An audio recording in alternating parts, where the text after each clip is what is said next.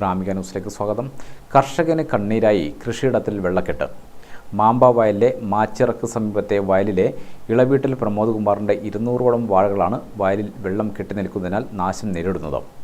ഈ വയലിനടുത്തുള്ള എടോത്തുമുണ്ടിലെ കുളത്തിനോട് ചേർന്ന് ഭിത്തി നിർമ്മാണം നടന്നു വരികയാണ്.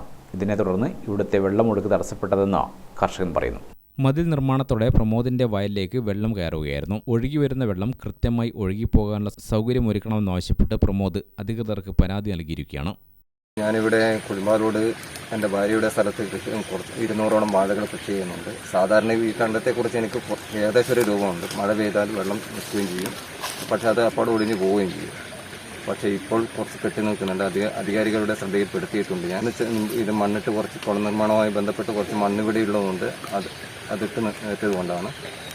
അത് അധികാരികളുടെ ശ്രദ്ധയിൽപ്പെടുത്തിയിട്ടുണ്ട്. അവരും ശ്രദ്ധിക്കുന്നുമുണ്ട്. അത് കുറച്ചും കൂടി ഒരു കാര്യക്ഷമമായിട്ട് ഈ വെള്ളം എനിക്ക് തുറന്ന് പോകാൻ സാധിക്കുമായിരുന്നു.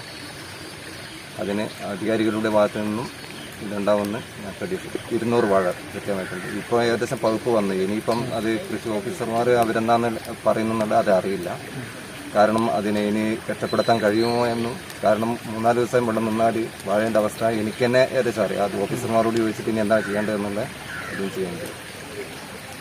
കൃഷിയെ പ്രധാനമായും ആശ്രയിക്കുന്ന പ്രമോദിന് വെള്ളക്കെട്ട് കൂടുതൽ പ്രയാസമായിരിക്കുകയാണ്. മഴ കൂടുതൽ ശക്തമാവുന്നതോടെ വെള്ളത്തിന്റെ അളവ് ക്രമാതീതമായി ഉയരുമെന്ന പേടിയിലാണ് പ്രമോദ്. ഗ്രാമിക ന്യൂസ്, ചക്കരക്കൽ.